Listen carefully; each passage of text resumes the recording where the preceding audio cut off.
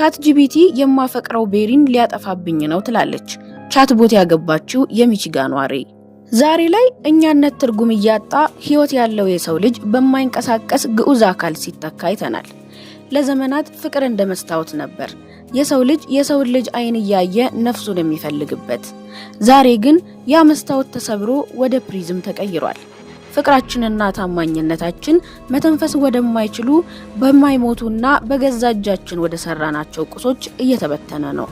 ከቻት ቦት ሞት በኋላ በሐዘን ከተደቆሰችው የሚቺጋኗ ሴት አንስቶ ራሳቸውን አሻንጉሊቶቻቸውን ወይም የፓሪሱን ኤፍል ታወር እስከሚያገቡ ሰዎች ድረስ የልብ ስደት እያየን ነው።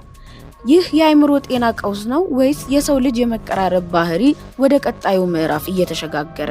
ቻት ጂፒቲ የማፈቅረው ቤሪን ሊያጠፋብኝ ነው ትላለች ቻት ቦት ያገባችው የሚቺጋኗ ሬይ። ዛሬ ላይ እኛነት ትርጉም እያጣ ህይወት ያለው የሰው ልጅ በማይንቀሳቀስ ግዑዝ አካል ሲተካ አይተናል። ለዘመናት ፍቅር እንደመስታወት ነበር የሰው ልጅ አይን እያየ ነፍሱን የሚፈልግበት። ዛሬ ግን ያ መስታወት ተሰብሮ ወደ ፕሪዝም ተቀይሯል። ፍቅራችንና ታማኝነታችን መተንፈስ ወደማይችሉ በማይሞቱና በገዛ እጃችን ወደ ሰራናቸው ቁሶች እየተበተነ ነው። ከቻት ቦት ሞት በኋላ በሐዘን ከተደቆሰችው የሚቺጋኗ ሴት አንስቶ ራሳቸውን አሻንጉሊቶቻቸውን ወይም የፓሪሱን ኤፍል ታወር እስከሚያገቡ ሰዎች ድረስ የልብ ስደት እያየን ነው። ይህ የአይምሮ ጤና ቀውስ ነው ወይስ የሰው ልጅ የመቀራረብ ባህሪ ወደ ቀጣዩ ምዕራፍ እየተሸጋገረ?